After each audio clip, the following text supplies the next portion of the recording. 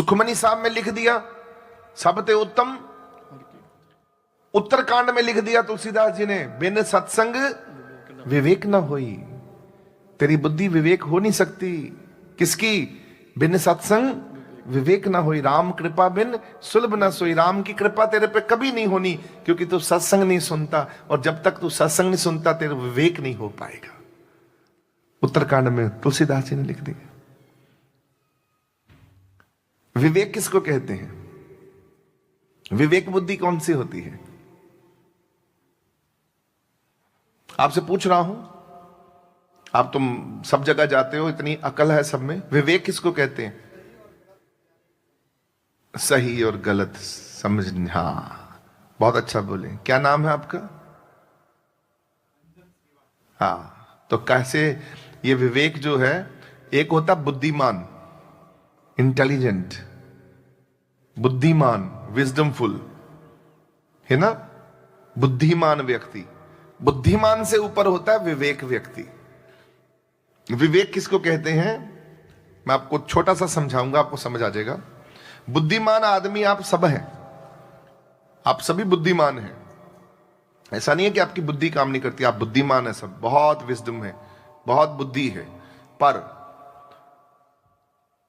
बुद्धि का मतलब होता है आपको, मान लो कि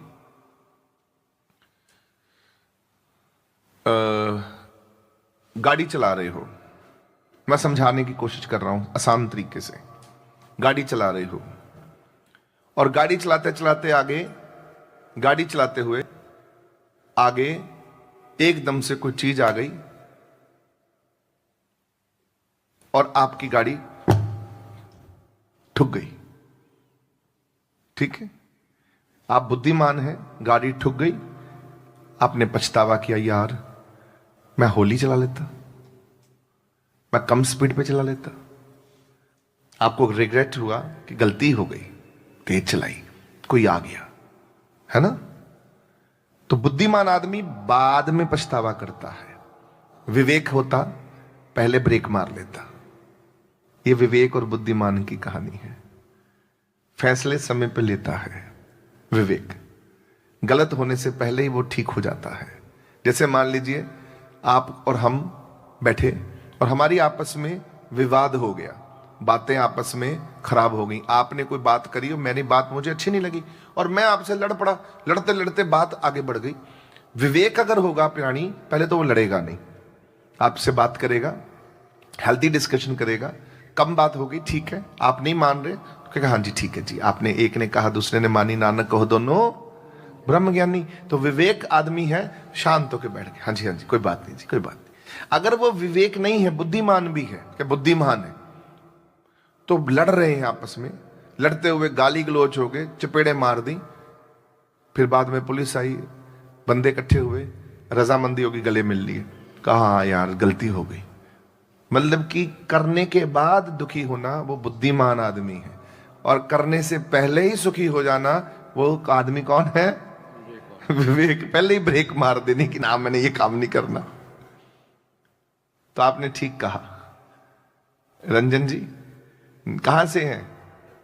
अच्छा, नेपाल से। हाँ हाँ हाँ, आपसे तो अभी मिले, नेपाल से। कहां से? जनकपुर से। बड़ी कृपा है। यहां क्या करते हैं? ऑटोमोटिव का स्टूडेंट हूं। अरे वाह वाह, इंजीनियर हैं। देखिए कृपा है, अच्छा है, बड़ा अच्छा लगा। तो ये सब समझने, तो इसको सत्संग के साथ जोड़ दिया तुलसीदास जी ने। बिन सत्संग विवेक ना होई। बिना सत्संग की आपकी बुद्धि विवेक नहीं हो सकती। राम कृपा बिन सुलभ ना सोई। तो राम की कृपा भी नहीं होएगी, क्या नहीं? तो नाम जपने की आपको हमेशा ट्राई करते रहना चाहिए। सफल होना ना सफल होना ये बाद की बात है, नाम तो आप जप ही सकते हैं, क्या नहीं? हनुमान जी के पास जो सिद्धियां आई, अष्ट सिद्धि नौ निधि के दाता, कैसे आई? नाम जपने से तो आई। राम राम राम राम राम राम, उनके मुख में जो राम राम आया तो शक्तियों का उनकी जमावड़ा पैदा हो गया।